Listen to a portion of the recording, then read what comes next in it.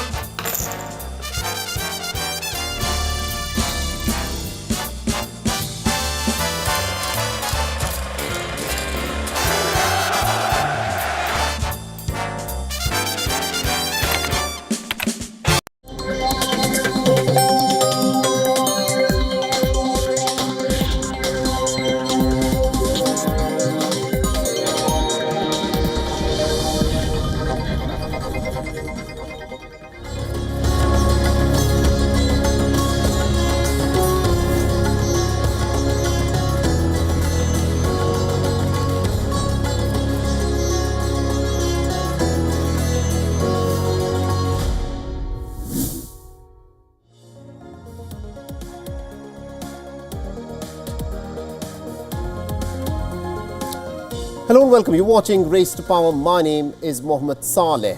And on the show today, we'll be taking a look at Europe that seems to be reeling from a crisis of leadership.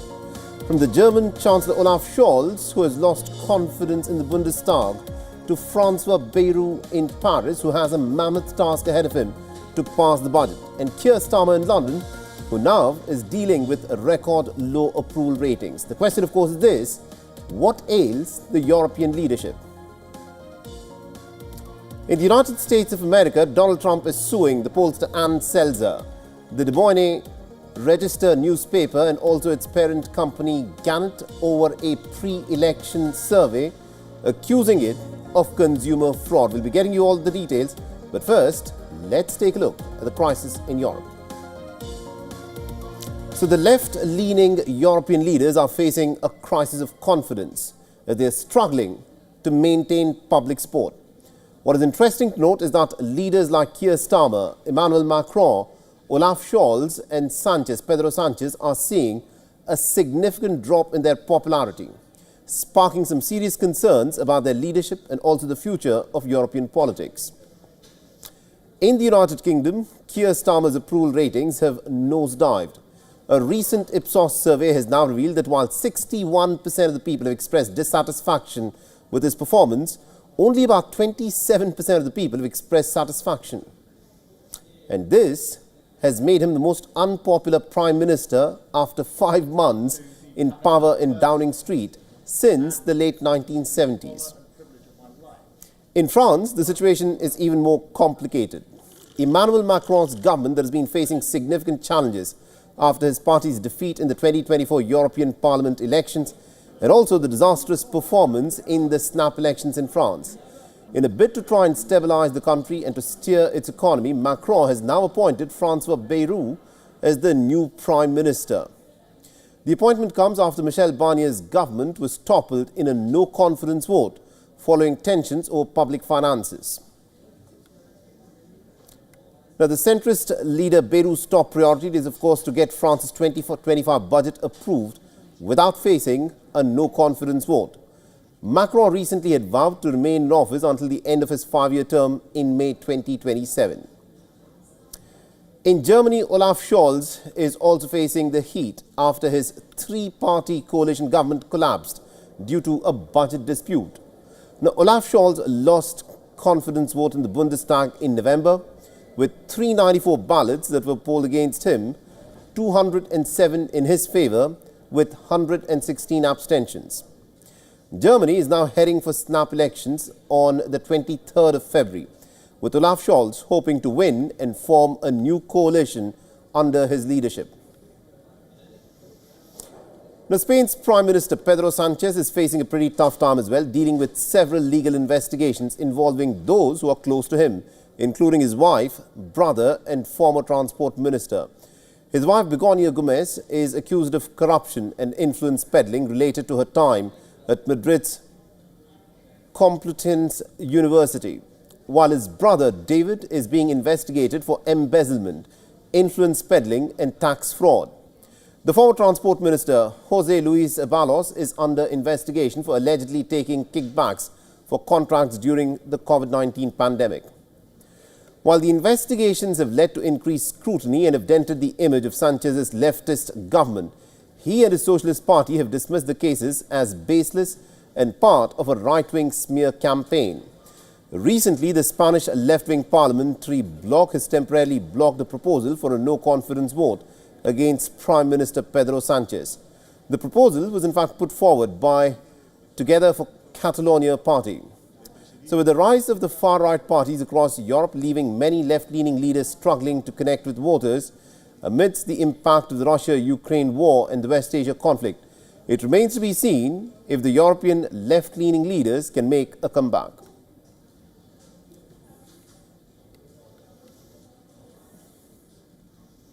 All right, now to help make sense of what is happening with the European political leaders, we're joined by Mr. James Jackson, who's a defense journalist and also a political analyst, and he's joining us live from Valencia in Spain. Mr. Jackson, thank you very much indeed for taking time out and speaking to us here on WION. Let me in fact start off by asking you this. This is a pretty complex situation at this moment, literally from the United Kingdom to France to Germany and Spain. All the leaders who are in charge are facing domestic political crises of their own. With that being the case, do you think Europe can present a united front when it is confronted with the bigger crises that you're looking at, like the war in Ukraine and also the West Asia crisis? What's your assessment on this? I think there are a lot of different things in play here, as you mentioned yourself. Of course, there are geopolitical challenges, and Europe is dealing with some of them better than it is with others, let's say. But what we've really seen is this year there's been a huge anti-incumbent wave across the Western world, which actually many economists would say is based on inflation, that old beast that we thought we had defeated, but which rose up after Russia's full-scale invasion of Ukraine, and which reminded us of how important people's pockets are for day-to-day politics. So when the prices of milk, butter and everything else is going up and up, and wages aren't, that tends to make people dissatisfied with politics, because your day-to-day expenses are actually very important for how satisfied you are with the world. No one wants to have less money at the end of the month.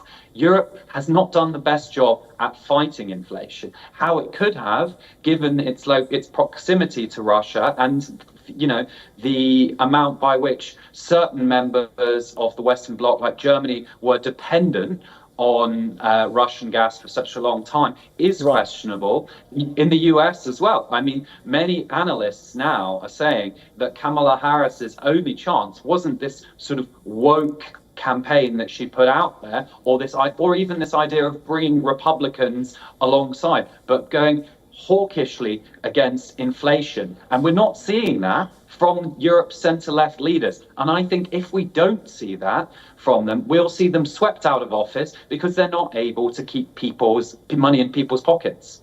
Right. It's interesting that you were saying that a lot of this, the crisis that you're looking at in the European leadership, has predominantly got to do with inflation. A lot of people will turn around and say that inflation is up because there is a war that is raging in Ukraine, which has driven up the price of gas for a lot of people in Ukraine. Now, the other point that you made is that these are centrist and left-leaning leaders. The question that I want to ask you is twofold. Firstly, do you think the right-wing leaders could have done anything differently to ease the problem of inflation for people in Europe? And secondly, with Donald Trump again back in charge at the White House, who's talking of an isolationist agenda for the United States of America, do you think the problems for Europe will compound with leaders who are grappling with political crises in their respective nations? I really don't think that right-wing parties would have done anything differently or anything more beneficial. What I think in European politics, we do often see different waves. So we had a bit of a red wave with the election of Keir Starmer, Olaf Scholz's government a few years ago, Pedro Sanchez, who's been in power for a bit longer now, and they happen to have quite bad timing, and timing is everything in politics, because no one, when they were elected, expected to be dealing with a war on their footstep, and in many cases it wasn't a war that they had, a war on their doorstep rather, and it wasn't a war which they had prepared for, and in many cases they had actually contributed to the situations which caused it. I'm thinking particularly of the SPD in Germany, which pursued very Russia-friendly gas policies. So the question is, but what about Donald Trump in the US? I actually really believe that, to come on to the second part of your question, we've already seen that he's pivoting away from this inflation-busting question, and his proposal of putting tariffs on his neighbours, as well as, of course,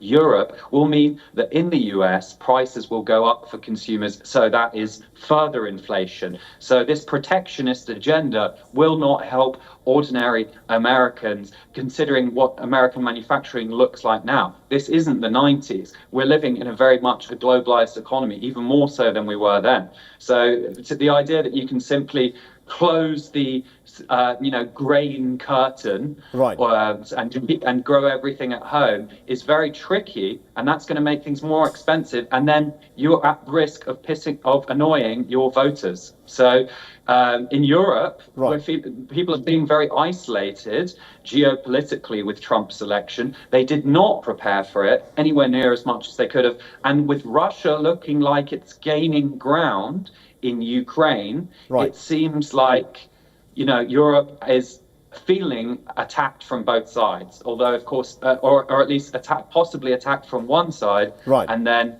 isolated from the other side. So it's a lonely time, and it's a lonely time for European centre-left leaders, many of whom are likely to be turfed out of office quite quickly. I'm thinking in particular of Olaf Scholz. Interesting. Thank you very much indeed, Ms. Jackson, for joining us and giving us a very comprehensive assessment of how you see the picture evolving in this very complex politics that we're looking at evolving in Europe. Thank you very much indeed for joining us in Valencia. Thank you. All right, let's now shift our attention to what is happening in the United States of America, where Donald Trump, remember, of course, is never far away from the headlines.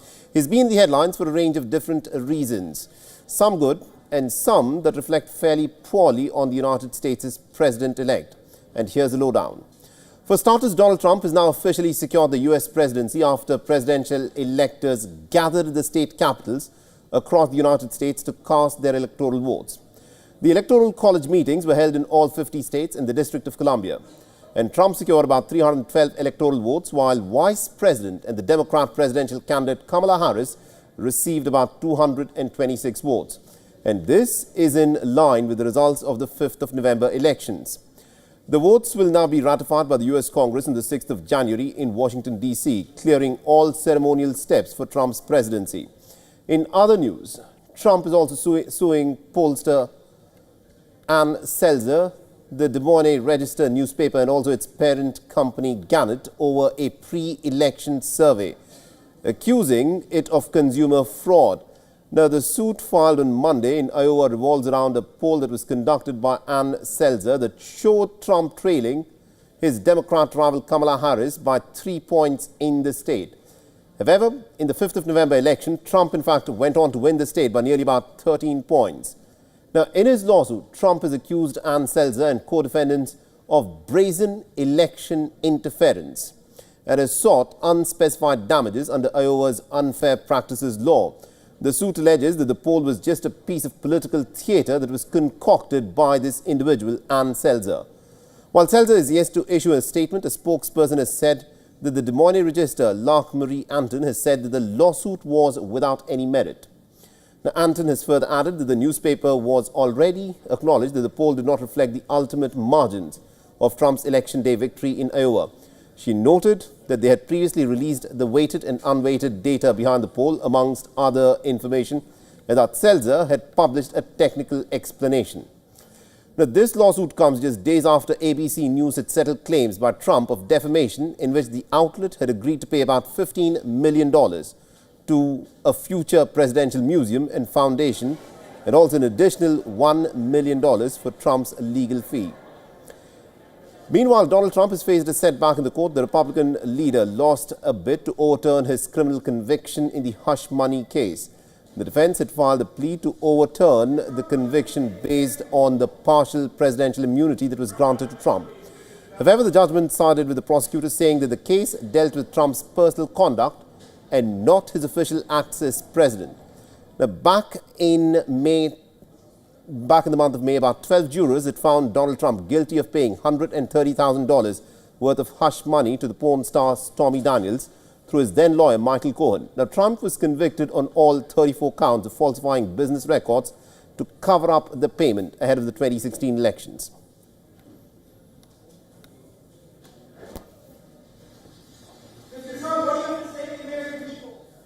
Now, the American President-elect Donald Trump has warned that he'll impose reciprocal tariffs on India if New Delhi continues to levy high taxes on American goods. Accusing India of charging high tariffs on U.S. products, Trump has also vowed that his administration will adopt a tit-for-tat approach. Now, Trump's comments have come as part of a broader conversation about trade relations with major U.S. partners, including China. Now, talking to reporters with his Commerce Secretary pick, Howard Lutnick, Trump claimed that in almost all the cases, the U.S. products are being taxed by the American administration has not been taxing them. They tax us, we tax them. And they tax us, almost in all cases, they're taxing us, and we haven't been taxing them. Now, speaking to reporters at Mar-a-Lago, Trump criticized India's tariff charges, highlighting 100% tariff on some specific products. Now, Trump said that India and Brazil were amongst countries that impose high tariffs on certain U.S. products. The word reciprocal is important, because if somebody charges us, India, we don't have to talk about if India charges us 100% and we charge them nothing for the same, they send in a bicycle and we send them a bicycle. They charge us 100 and 200. India charges a lot. Brazil charges a lot. If they want to charge us, that's fine, but we're going to charge them the same thing. Now, all of this, of course, comes as the outgoing Biden administration has said that it is leaving the India-US relationship in a very strong place. The Deputy Secretary of State, Kurt Campbell, exuded confidence that the relationship will continue to have bipartisan support during Donald Trump's presidency as well. It's very strategically significant.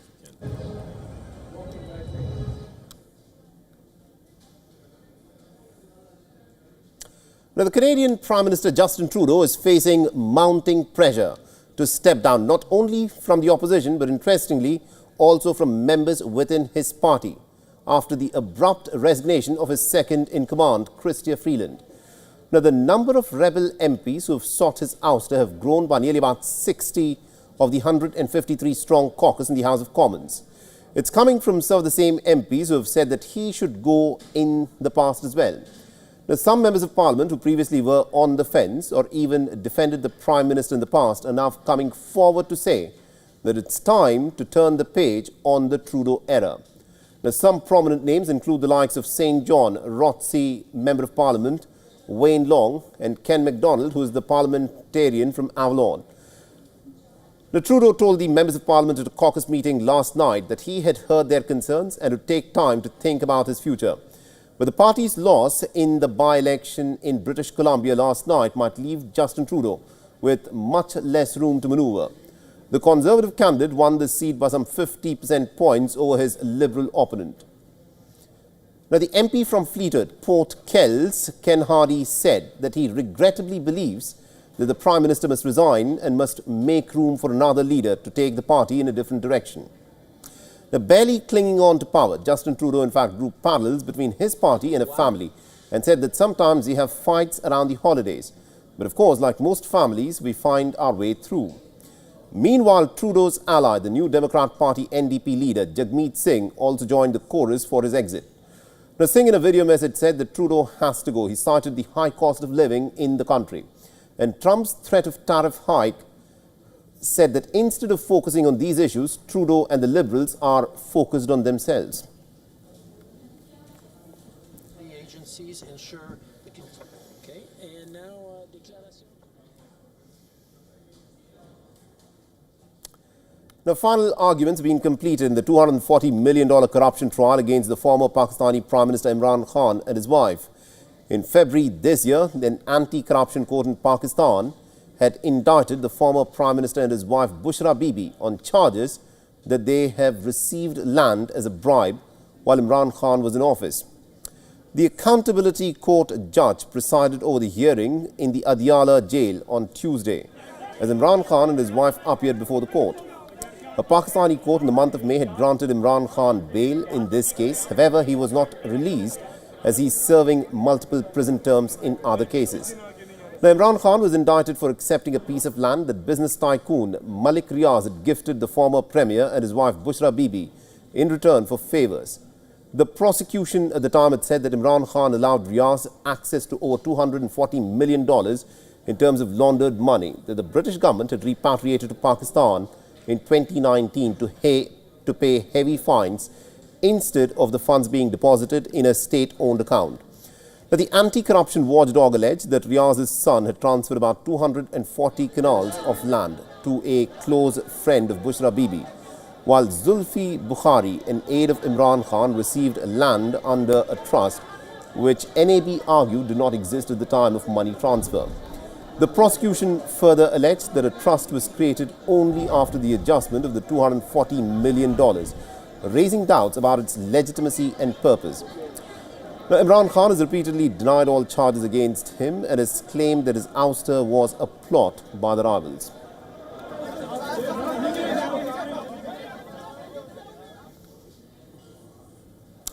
And Pakistan's WION's bureau chief Anas Malik has sent us this report. Let's listen in.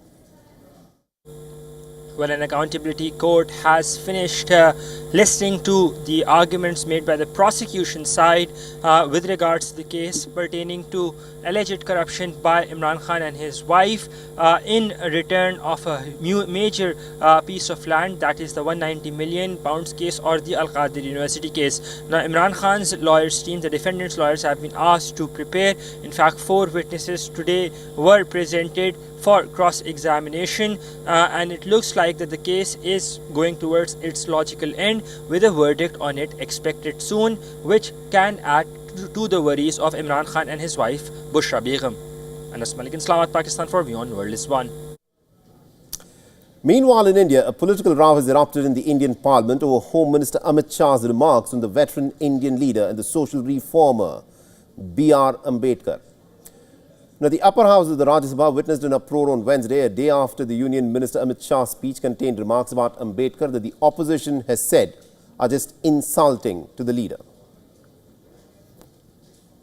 मान्यवर अभी एक fashion हो गया है अंबेडकर अंबेडकर अंबेडकर अंबेडकर अंबेडकर अंबेडकर इतना नाम अगर भगवान का लेते तो 7 जन्मों तक स्वर्ग मिल जाता. Now, the Congress party and the other opposition leaders of the India bloc staged a protest outside the parliament, slamming the Bharatiya Janata Party leader for insulting Ambedkar and the Dalit community. Now, the opposition party said that Amit Shah's remarks were just disrespectful when he said that taking the name of Baba Saheb Ambedkar has become a fashion. Modi साहब उनको defend करने के लिए अब 6 tweet उन्होंने किया. अगर आप बाबा साहब के बारे में अगर कोई गलत बोलता है उसको अपने कैबिनेट से निकाल देना चाहिए था. Now, for his part, Amit Shah came out to defend his address, hitting back at the Congress party and accused it of wrongly presenting his remarks. Now, the Home Minister slammed the opposition party, calling it anti-constitution and also anti-Ambedkar.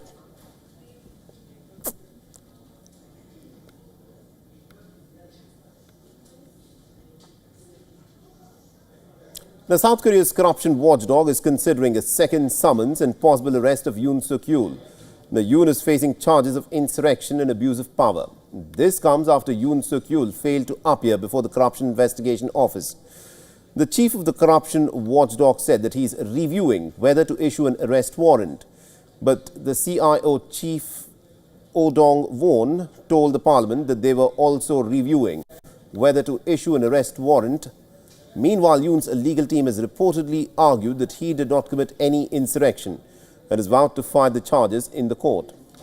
The South Korea's Constitutional Court is separately deliberating whether to uphold Yoon's impeachment. Now, the court on Wednesday ordered Yoon to submit the martial law decree that he had issued about 2 weeks ago, as well as the records of cabinet meetings that were held directly before and after the announcement.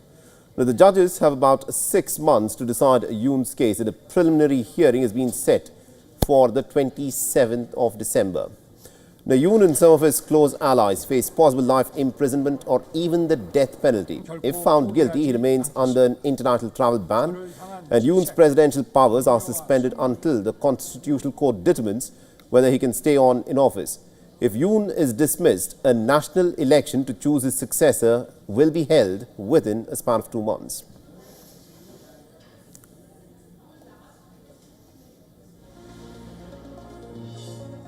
And with that's a wrap on this edition of Race to Power. Thanks for watching.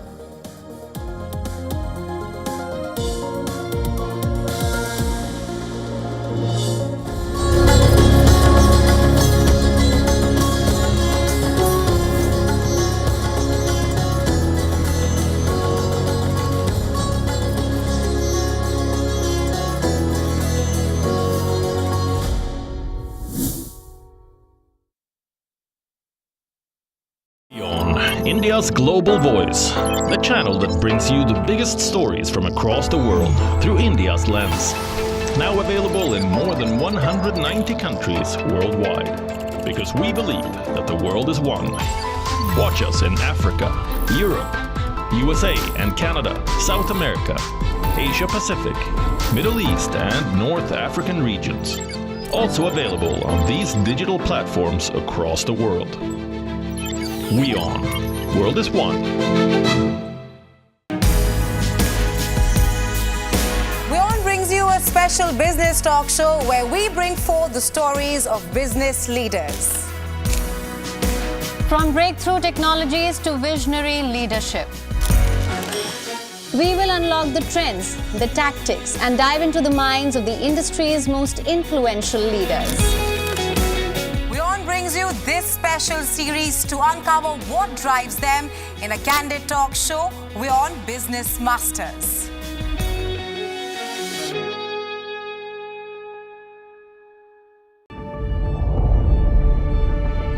The Earth is sending distress signals. Wildfires, droughts, and melting glaciers. Can we reverse the damage? Explore the harrowing effects of climate change. It's a wake-up call. Global emergency. Climate Tracker on WION World is One. To bring the benefits of the Subhash Chandra Show to your educational institution, teachers and students, send an invitation to Juhi Jha at juhi@such.org.in. From the bustling trading floors of Wall Street to the vibrant exchanges of Asian stock markets, WION breaks it down for you to make sense of what's happening, as we reveal the key factors behind events, strategic battles, and the game-changing business decisions that shape the world. We bring you all of this and more on World Business Watch.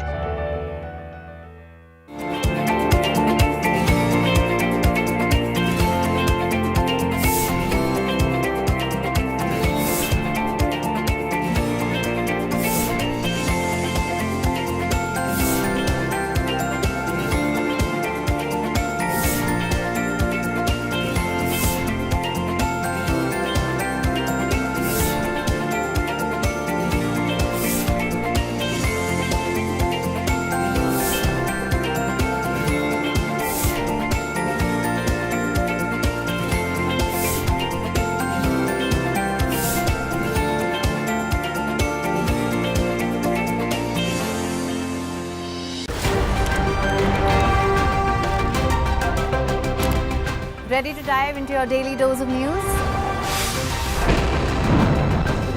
bringing you what's trending in the West and all that's setting trends in the East. And all of this served up with a side of insightful banter. We don't just bring you the latest stories. We bring you your talking points for the day. And while you do that, from the busy streets of New York, I will provide you with deeper insights on the developments through the course of the day in the US. And I will be here at the WION headquarters, getting you all the action from the universe of sport. All that you need to know about your favorite teams and players, right here. The show that keeps you ahead of the global curve. A conversation you'd want to be a part of. A place where news becomes an engaging exchange. We bring you stories that impact your present. This is World DNA. Join the conversation.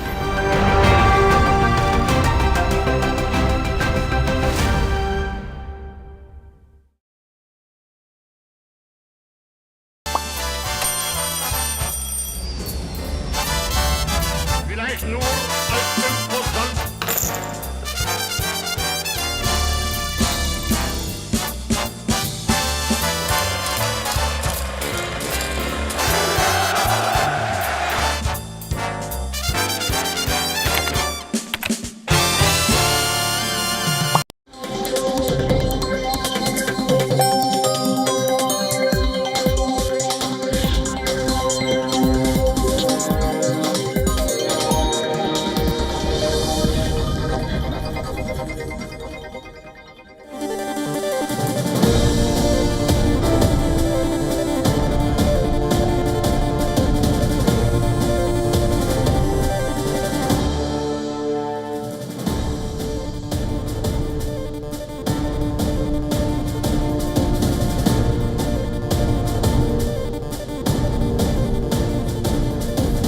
Hello and welcome back. This is WION The World is One. We are glad you're watching. Time now for Fine Print. The headlines. India and China hold 23rd meeting of the special representatives on the China-India boundary question in Beijing. Sides agree on 6-point consensus, including resumption of Kailash Yatra, cross-border river cooperation and the Natula border trade.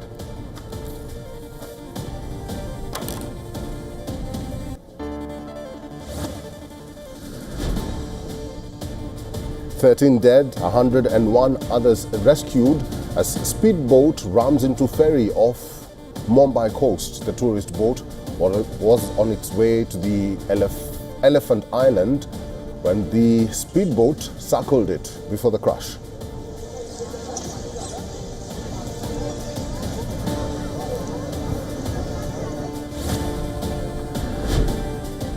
The US Federal Reserve is expected to cut rates by a quarter point and signals a slower pace of rate cuts ahead, brushing off uncertainty about inflation's path and Trump's economic proposals.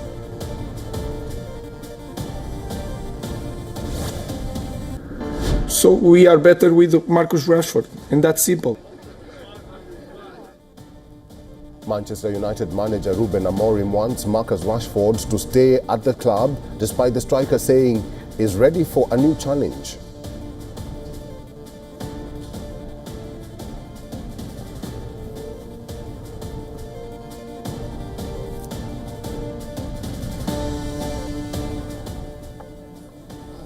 After Russia's chief of nuclear, biological and chemical protection troops, Lieutenant General Igor Kirillov, was killed in an electric scooter blast in Moscow, investigators have said that Russia has detained suspects related to the killing.